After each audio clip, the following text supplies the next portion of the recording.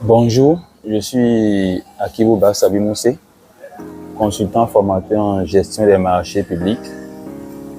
Et j'aimerais parler aujourd'hui d'un sujet qui n'est pas strictement lié au marché public, mais qui peut être aisément implémenté, en particulier dans le domaine de la commande publique, mais en général de tout ce qui a rapport avec l'administration, qu'elle soit publique ou privée. Il s'agit du lien entre les fonctions nominatives ou électives et la compétence technique qu'on va développer. Vous savez, il y a 3 phases en réalité lorsque vous prenez le caractère juxtaposé de ces 2 éléments. La première phase, ou la première situation si vous voulez, c'est celle dans laquelle vous trouvez généralement dans vos environnements des gens qui ont des compétences techniques reconnues.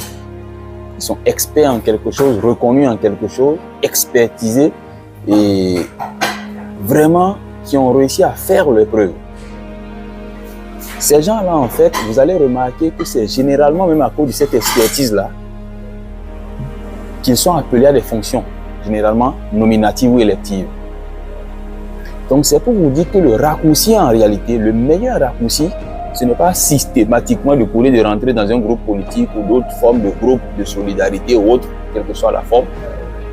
La meilleure façon d'y arriver, c'est de développer votre compétence et d'être reconnu comme expert dans quelque chose de pointu. Comme ça, lorsque vous intégrez un cercle, qu'il soit même politique, vous vous imposez, vous êtes plus accepté, vous êtes plus légitime en réalité. Donc c'est un vrai raccourci en réalité, développer ses compétences techniques, être technicien reconnu avant d'aller à des fonctions électives nominatives. La deuxième situation, c'est pendant. Mais pendant que maintenant, et ça je le souhaite à tout le monde, pour ceux qui le veulent bien sûr, vous êtes dans cette fonction élective ou nominative, l'erreur que beaucoup commettent, c'est de systématiquement oublier leur métier. C'est l'erreur fatale, c'est l'erreur à ne jamais commettre. Parce que le jour où vous entrez en fonction, vous devez commencer par penser au jour où vous quitterez cette fonction. C'est de la sagesse. Et c'est dans l'ordre naturel des choses. Donc lorsque vous avez une fonction nominative ou élective, ne pensez pas que vous aurez le titre foncier de cet endroit. Vous allez partir. Vous allez partir. Donc au moment où vous êtes là, négociez bien vos conditions pour continuer par avoir quand même un bout de temps pour être toujours dans votre métier, sans être bien sûr dans des situations de conflit d'intérêts reconnus. Donc négociez bien vos contrats, négociez bien vos fonctions. Cela va vous permettre de continuer peut-être pas à enseigner, de continuer pas à donner des cours quelque part dans une université pour maintenir, continuer pas à faire des conférences et autres. Sans être bien sûr, je le dis encore une fois, dans des situations de conflit d'intérêts. Ce qui va faire qu'à la troisième situation, la troisième phase, lorsque vous quitterez, votre état d'âme ne sera même pas le même. Vous quitterez en réalité parce que vous savez que vous avez quelque chose à prouver. Pardon. Le jour où vous quittez votre fonction, vous savez qu'en fait vous retournez à votre métier. Ce n'est même pas un retour parce que vous ne l'avez jamais en réalité quitté. Mais c'est dommage quand vous devez quitter cette fonction et que vous devez chercher à vous reconnecter.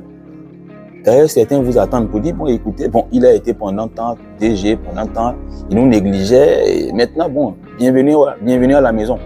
Tu fais la file d'attente. Ah ben, on va te dire, go to the queue. C'est clair, tu fais la file d'attente, désormais. Tu es parti et tu assumes, tu ne reviendras pas te mettre devant nous, parce que tu étais parti. Donc, il ne faut jamais partir, il ne faut jamais quitter son métier. En réalité, il faut toujours trouver le moyen d'être dans votre métier, quelle que soit la fonction politique ou nominative ou élective dans laquelle vous êtes. Toujours. Comme ça, le jour où vous partez en souriant parce que vous savez faire quelque chose. Le jour où vous êtes débarqué, le jour où vous finissez votre mandat, le jour où vous partez, mais vous continuez, vous intensifiez même ce que vous avez toujours fait en réalité à côté. Ça vous permet vraiment d'être dans une situation où vous-même, vous avez quand même, vous sentez un bien-être.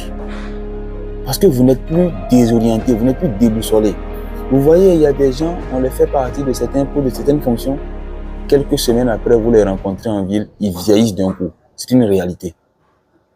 Et c'est la même chose pour ceux qui sont dans l'administration publique, que le piège de la retraite guette.